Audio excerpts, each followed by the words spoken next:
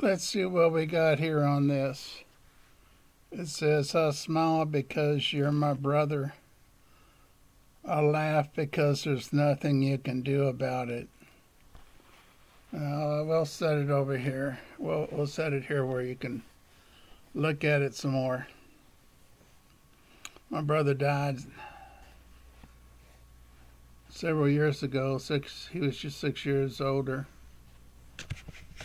I tried to be as good as him. He was in the National Honor Society, and I was kept off the honor roll because I made C's in conduct. I was put out in the hallways because I talked to my neighbor in high school. I couldn't hit the honor roll. He was in the National Honor Society for all A's. I guess all A's and all B's. I don't know. I never made it that far. He played an instrument, and I had to play an instrument.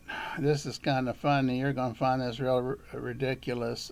He played a trumpet. I played a trumpet. He went to a tuba or a saxophone. He could do both. I went to from a trumpet to a baritone. It's a lot easier on your lips, and uh, I guess I didn't act like I was supposed to. So I get knocked down from the advanced band down to the intermediate. It's a wonder he didn't put me in the beginner's band. I think he didn't like me too much. And this is the funny part. I wasn't all that bad, and they posted the All-State Band. It was either the All-State or All-County. I think it's All-State Band tryouts. I went and tried out. I was the only one in our school that made the All-State Band. Guess what? I didn't even know it was posted. He had posted the results about a week later, and I was on it. He put me right back into the advanced band. So then my brother, he got a pilot's license, so I thought I had to do that too. Um, it almost was the end of my death because I and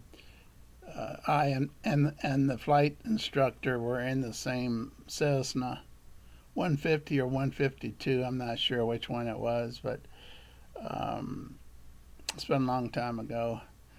And there was a vacuum, like a drop in the air, without it wouldn't move any further. There was just a vacuum, and it started going down the our airplane. He actually said he had never seen anything like it, and there was no way to get the thrust to go forward. I thought, well, this is it. And before we hit and we didn't hit the ground, but before we did, it caught airstream, and we went back up. That was the last time I flew a airplane. Funny thing, I mentioned that because my brother was flying his family from our house in Kentucky over to. He was in Grand Forks, not Grand Forks. Maybe it was Fresno, California. He had moved to, and something fell out of the airplane he had. I think he had a Cessna 172 or something like that. It held 4 people or more, and something fell, and all of a sudden, what I heard.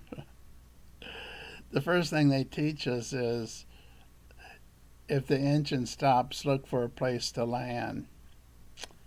And, and we're talking about look for a place to, uh, like of course, you're not going to be near an airstrip, so you're going to be looking for farmland that's pretty straight, flat.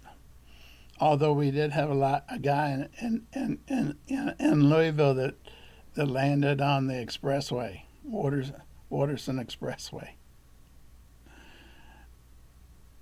That's a different story. Anyhow, they teach us that. That was the first course. Was they took the key? The instructor took the key out, threw it in the back seat, and said, "What are you going to do now?" I freaked out, of course. He finally, after a few minutes, without a key, without anything I could do, really, he reached back and found the key, puts it back in, and then we start going back up. Now, the reason I mention that is because he was trying to teach me that if the engine failed, we had gliding power for a long time. And we had enough gliding time to find a place to land. Okay, so I had to do everything my brother did. I felt like I did. And we even went to the same college, Western Kentucky University. He did graduate school at one place. I did it at another place. He never failed out of college. I got to fail out a couple times until I finally made it. So he was in biological sciences. I was in social sciences. He couldn't understand why a person wanted to become a psychologist when he was a biologist. He thought there was nothing to it. He thought psychologists smelled bad, looked bad, didn't know what they were talking about, weren't really helping people. Well, toward the end, his two daughters he took to a psychologist after something tragic happened.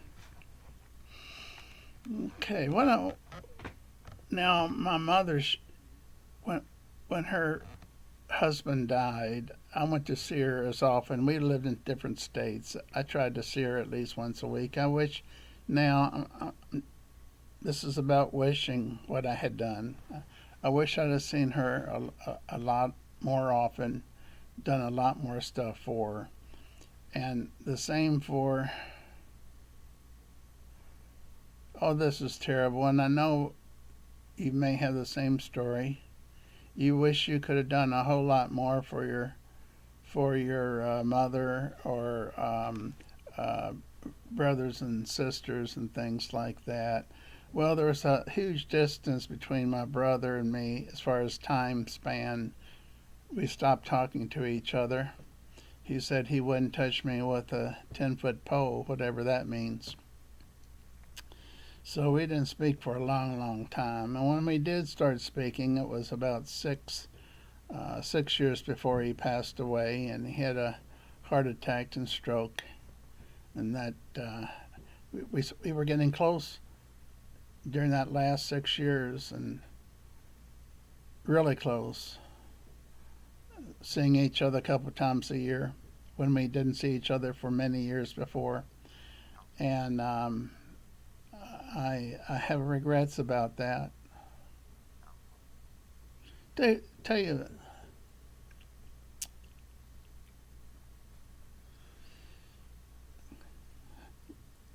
last time he visited me, we always hugged each other at the airport before we left.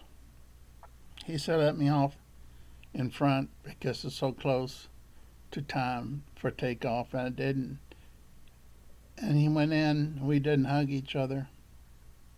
We both regretted it and talked about it. That was last time I saw him. I guess the reason I'm talking about this is there's so few people that we want to be close to them.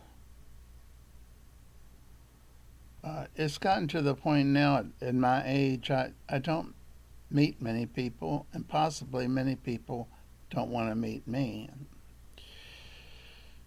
I'm 75, and I'm not invisible to people yet. They can see me. They certainly can hear me because I'm a goofball and goof around with jokes all the time. So, not the typical 75-year-old guy. So, I don't go out of my way to meet people. I see what's happening in the paper and on the news, and it frightens me even more to not know who I would be meeting if I met people. So, those that you're close to, those that you love, spend more time with them. It won't get any better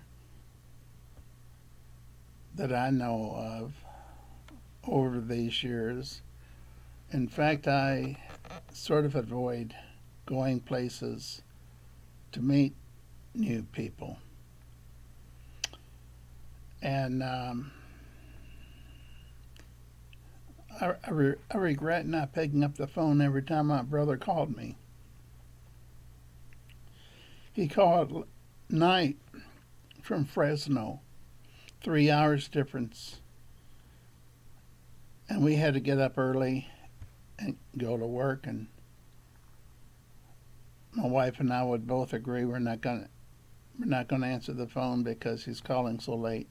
He was 3 hours behind, so if it was 12 here, it was 9 there. I wish I'd have picked up the phone every single time now if I had to do it over. Well, I'm not on as often as I hoped to, which was every day, but if you'd like to be notified when I do get on, which hopefully will be every other day or every 3 days, feel free to subscribe. I've got a few subscribers, surprisingly, a new one every once in a while. Just wanted to talk. I didn't know what I was going to talk about. In fact, I had done an earlier video, and I got halfway through it and said this isn't what I want to say. It had to do with a different subject. So take care of those people that are close to you, and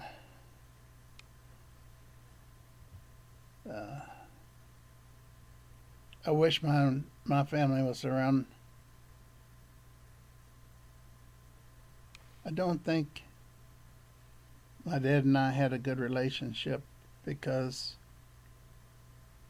he was distant and he was working all the time. And my mother was the closest to me as far as parents. And my brother was way out because he was 6 years older, so he had his own set of friends. I have no sisters. Right now, both parents are passed away. My brother's passed away. My wife is alive, and her parents have passed away. I do have 2 nieces and on my side, and she's got nephews and nieces on her side. No sisters on my side. So I don't want to keep on repeating myself. So I'll say, bless you, and a new week's coming up. Enjoy it.